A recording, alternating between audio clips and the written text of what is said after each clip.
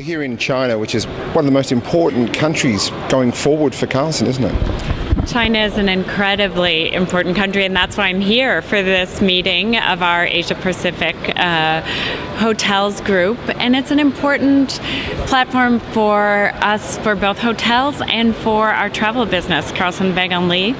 And this has been a big year for Carlson in terms of reshaping our portfolio for the long term.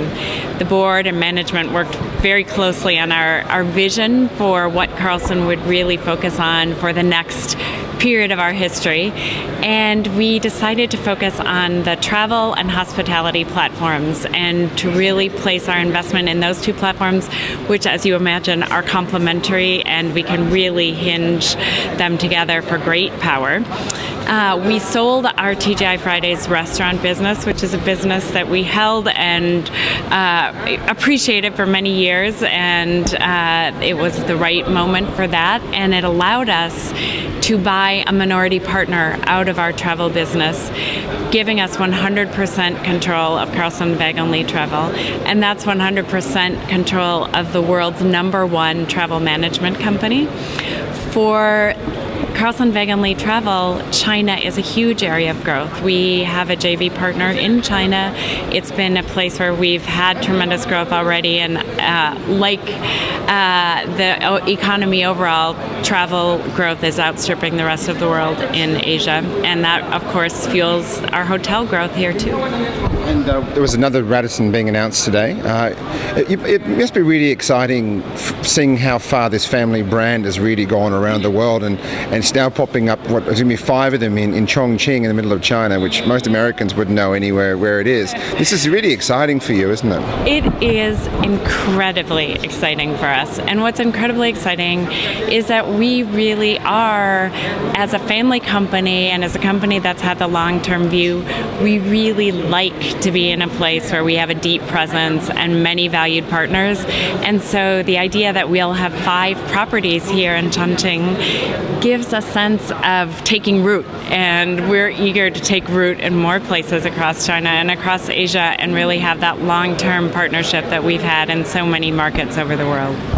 There's so much consolidation going on now in the industry, where there are companies buying up other hotel chains literally all over the world. And what are your sort of plans? Are you looking at sort of anything like that? You know, we are very happy in our ownership position. We're constantly reevaluating strategies. No one in this business could say that they don't need to continually scan the environment and make sure that they're in a position to compete effectively. We love the business, the family loves this business, and we will carefully look at any strategic options that we pursue going forward with that in mind. It's interesting just watching the hotel industry, especially in the States, sort of just change so dramatically fast. And obviously it's having the US division performing very well and seeing RevPAR growth through the roof.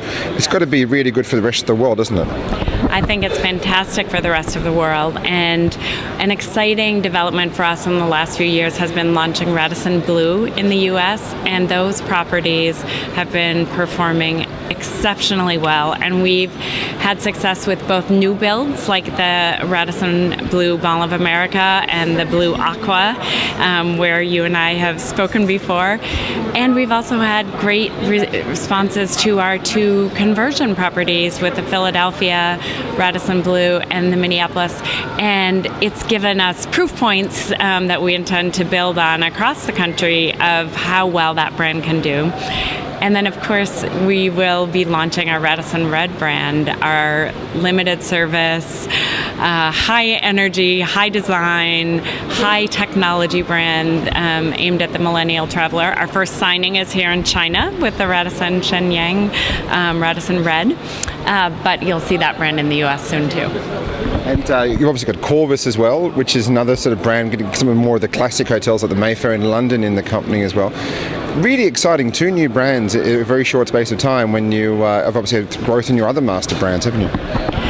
It's just been the right time, and I think we felt as a company that it's a right time for investment, for renewed investment, both in brands but also in platforms that support all of the brands. And I think that's really key. It can be very easy to look at just the shiny new thing of the brands, but really what's important for us in terms of partnering with our owners, our franchisees, is that we're creating the backbone for all these hotels with the systems to allow them to perform well on the internet, to manage new technologies, to create new loyalty programs. So it's a all the way through and through investment, even in the things that are behind the scenes that are not guest facing. And going forward, obviously, with growth with the company, it's about having the right people, isn't it? It's always about having the right people, and that's a place that Carlson has been incredibly lucky. And if there's anything that I, in my position from board leadership, view as the essential fuel for our company, more than anything else, it's people with great ideas, with vision, that collaborate, that partner, people that are great ambassadors for our brands and our family values around the world. That is critical, and we depend on that. Not many companies around the world embrace family as much as you guys do. It probably comes from the top, I think, doesn't it? It absolutely comes from the top, and that's been something, whether it's the idea of one family helping to create jobs and opportunities for others, to things like making a family-friendly workplace where we can be recognized by Working Women magazine and others for a place that has really taken into account what it means to be part of a family in the workplace. That's all been very important to us. And obviously loyalty is another one, isn't it? I mean, looking at how the loyalty program has really gone so quickly in the last 5 years in terms of one of the leaders in the world now. Well, we should be good at loyalty because loyalty was the roots of our company. My grandfather founded the company as a gold bond stamp company, which was essentially one of the earliest loyalty programs. And it required you to, paste stamps into a book over months and months to redeem them. But the whole idea was to build loyalty to certain retailers and certain establishments. And so we really need to keep that in mind, and going back to our roots, to create a loyalty program that was a very rich program, one that could attract others. There are a lot of loyalty programs out there, and for us, I think we felt that in redesigning our program recently, we had a chance to kind of say what's out there and how can we do better.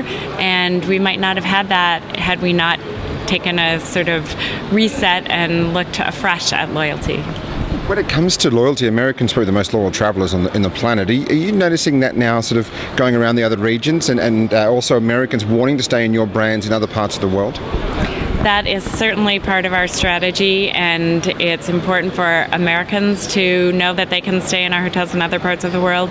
It's also very important, and if you look at a market like China, what an incredible opportunity it is when there'll be 500 million tourists originating in China, for us to have our brands known here and be a trusted brand that they can seek out when they travel in the US or Europe, Middle East, and Africa. And for business travelers, you've got a very good proposition, don't you, from CWT right through to the loyalty programs and then the hotels and what you offer in the hotels. We absolutely do. The business traveler is an important traveler to us, and it's an integrated look at that.